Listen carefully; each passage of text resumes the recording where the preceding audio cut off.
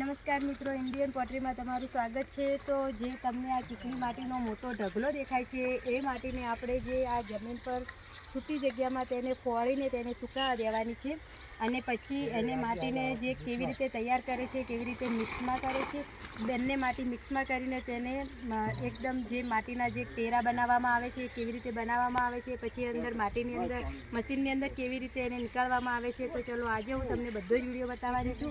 એ પહેલાં ચેનલ પર પહેલી વાર આવ્યા તો લાઇક સબસ્ક્રાઈબ જરૂરથી કરજો દોસ્તો। અને એક બીજી વાત કે તમે જો માટીની રબડી બનાવેલી હશે એ વિડીયો તો તમે જોયો જ હશે, પણ આજે હું તમને એક અલગ વિડીયો બનાવીને બતાવીશ કે જે પહેલાંના જમાનામાં જે માણસો પાસે મશીન નહોતા અને માટી ગાળવાની નહીં બલકે જે હાથથી માટી બનાવતા હતા એ કેવી રીતે બનાવતા હતા। તો ચલો આજે હું તમને એ બનાવીને બતાવીશ।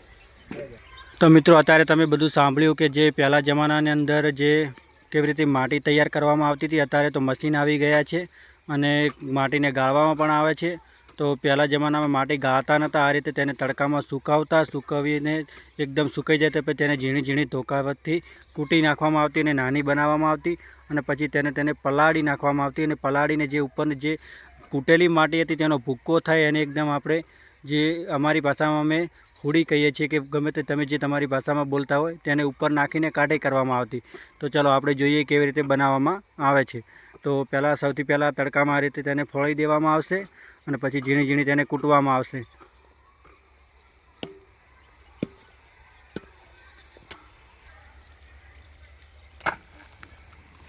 તો આ રીતે અમે એને તડકામાં સૂકવી છીએ।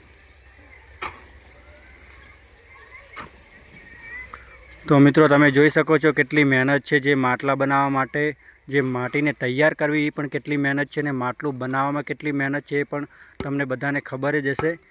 તો જે માટીનું વાસણ છે આ તો ભાઈ, અને એમાં પણ જો ભઠ્ઠીની અંદર આપણે પકાવીએ છીએ તો ઘણા ખરા પણ બગડે પણ છે, એનું પાકવાનું કે એવું નહીં કે 100% બધા પાકે જ।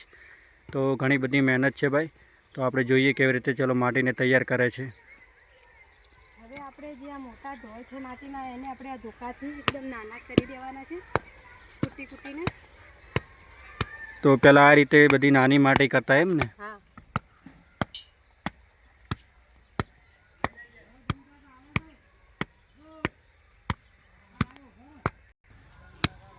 તો જે આપણે આ માટી તડકામાં સૂકવી હતી એ બિલકુલ સુકાઈ ગઈ ને તેને આપણે ધોકા વડે એકદમ નાની બનાવી દીધી છે। તો ચલો આપણે હવે એને એક તગારામાં ભરીને, તો આ રીતે જે આ મોટા ટોકરા હોય છે એને આપણે આ રીતે તગારામાં ભરી દેવાના છે।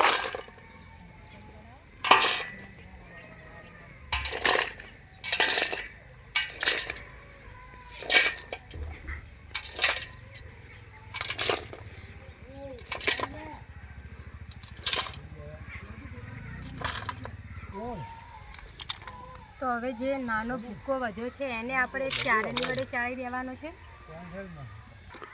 તો મિત્રો હવે તમે જોઈ શકો છો જે નાનો ભૂક્કો છે આપણે તે પહેલાં જ બોલ્યા હતા, જે અમે તેને હુડી બોલીએ છીએ તો એને ચાળવાની છે। જે નાની માટી એકદમ ભૂક્કો થઈ ગયો એને તો એક તગારમાં ચાળી દઈએ અને જે કાંકરા હતા તેને ઉપરથી લઈને એક તગારામાં ભરી દીધા છે।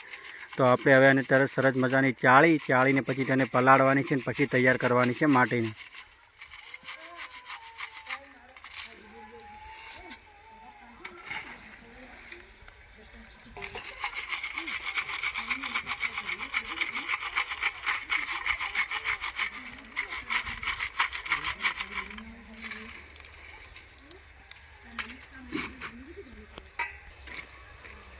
તો દોસ્તો આ જે છે તમને દેખાય છે ચારણીની અંદર તે છે લકડાનો છોલ, જે નાનો ભૂક્કો આવે છે એ અમારે જ્યાં અમે જમીન પર માટી નાખીએ છીએ ત્યાં એનો ભૂક્કો નાખીને પછી એના ઉપર માટી નાખવામાં આવે છે કે માટી ચોંટી ના જાય। તો મિત્રો તમે અત્યારે જોયું કે આ રીતે જે લકડાનો છોલ છે તેને નીચે ચાળવામાં આવે છે અને માટી એના ઉપર નાખવામાં આવે છે એટલે માટી ચોંટી ના જાય।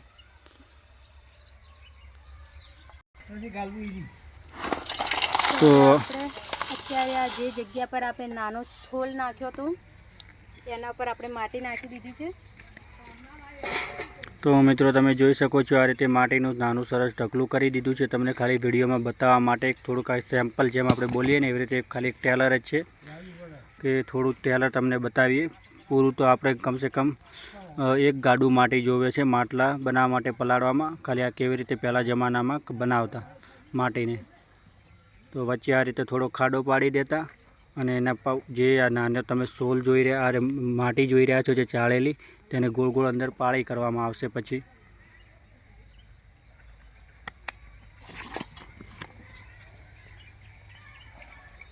તો મિત્રો તમે જોઈ શકો છો આ રીતે તેને ગોળ ગોળ પાળી કરવામાં આવતી.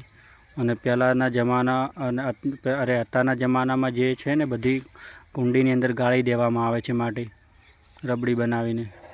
તો પહેલાં રબડી ના બનાવતા આ રીતે તૈયાર કરતા માટીને ચોખ્ખી રીતે સાફ કરવી પડતી. જેમ આપણે દળણું કરીને ઘઉં કેવી રીતે સાફ કરીએ એવી રીતે કાંકરા પણ અંદર ના જોઈએ માટલાની અંદર.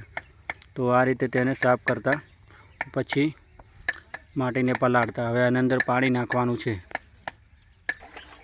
તો આપણે એની અંદર પાણી રેડવાનું છે થોડું. તો મિત્રો આ રીતે અંદર પાણી નાખવામાં આવે છે અને માટીને એકદમ પલાળી દેવામાં આવે છે. એકદમ ગળી જાય પછી તેના ઉપર જે આ ગોળ આપણે પાળી કરી છે, જે નાની રેતી છે એવું માટી એકદમ તૈયાર કરી છે ઝીણી ઝીણી ચાળીને તેના ઉપર નાખી દેવામાં આવશે. તો મિત્રો તમે જોઈ શકો છો આ રીતે તેના ઉપર માટી નાખી દેવામાં આવે છે જે ભૂક્કો છે. તો અને માટી સરસ એકદમ કાઠી થઈ જાય પછી તેને એકદમ મુલાયમ બનાવીને તેને માટલા બનાવવામાં આવે છે. તો આ રીતે માટીને તૈયાર કરતા હતા પહેલાં.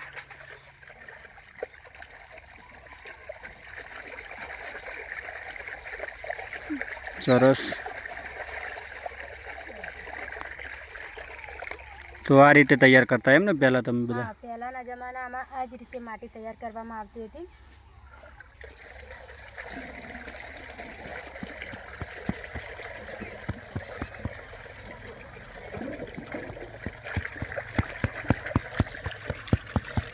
તો મિત્રો જોઈ શકો છો તો 2 કલાક પછી ગમે માટી કાઢી થઈ જાય ને પછી તેને સરસ મજાની ભેગી કરીને પગેથી ખૂંદીને તરત તેને માટી તૈયાર કરીને માટલા બનાવવામાં આવે છે. તો મિત્રો આ વિડીયો તમને કેવો લાગ્યો? અગર વિડીયો પસંદ તમને આવ્યો હોય તો લાઇક સબસ્ક્રાઈબ કરવાનું ભૂલતા નહીં. ફરી મળીશું આપણે નવા વિડીયોમાં.